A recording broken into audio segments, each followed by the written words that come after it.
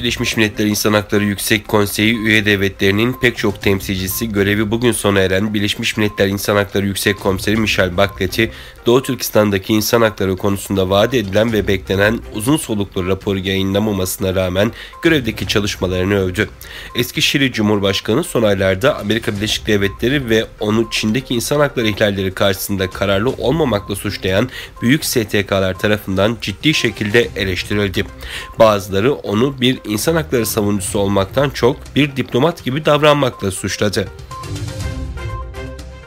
Çin rejiminin yıllardır Doğu Türkistan'da uyguladığı toplama kampları, köle işçi çalıştırmada dahil olmak üzere işlenen sistematik soykırım suçunu örtbas etmek için kullandığı sahte propaganda yöntemlerinden biri de yabancı diplomatları bölgeye getirip gezi organize etmek oldu. Çin rejimi bu kez Asya ve Afrika'daki bazı ülkelerden heyetleri Doğu Türkistan'ı ziyaret etmeleri için davet ederek uluslararası toplumun gözünü boyamaya çalıştı.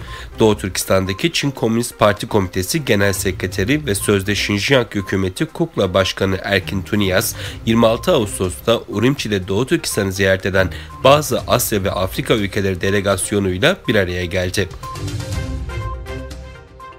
Tayvan ilk kez hava sahasını ihlal eden bir Çin'e ait İHA'ya uyarı ateşi açtı.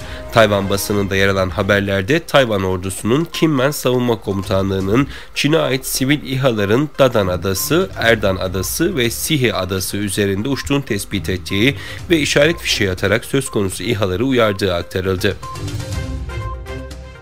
Milli Savunma Bakanı Hulusi Akar, beraberindeki Türk Silahlı Kuvvetleri Komuta Kademesi ile dost ve kardeş ülkelerin savunma bakanları ve bakan yardımcılarıyla bir araya geldi. Bakan Akar, davetlisi olarak Türkiye'ye gelen Azerbaycan Savunma Bakanı Orgeneral Zakir Hasanov, Kuzey Kıbrıs Türk Cumhuriyeti Dışişleri Bakanı Tahsin Ertuğruloğlu, Kazakistan Savunma Bakan Yardımcısı, Kırgızistan Savunma Bakan Yardımcısı ve Özbekistan Savunma Bakan Yardımcısı ile Milli Savunma Üniversitesi Kara Harp Okulu'nda gerçekleştirilen toplantıda buluştu. Kazakistan Cumhurbaşkanı Kasım-Cömert Tokayev, hukukun üstünlüğü, adalet ve herkes için eşit fırsat ilkeleri doğrultusunda yeni bir Kazakistan inşa ettiklerini bildirdi. Tokayev, 30 Ağustos Kazakistan Anayasa Günü dolayısıyla kutlama mesajı yayımladı.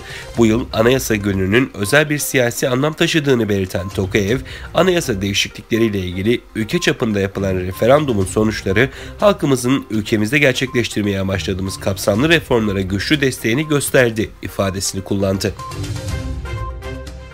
Rusya Dışişleri Bakanlığı, Azerbaycan-Ermenistan sınırının belirlenmesine ilişkin ikili komisyonun Moskova'da toplantı yaptığını bildirdi. Yeni toplantının tarihinin ayrıca diplomatik kanallardan kararlaştırılacağı bildirildi.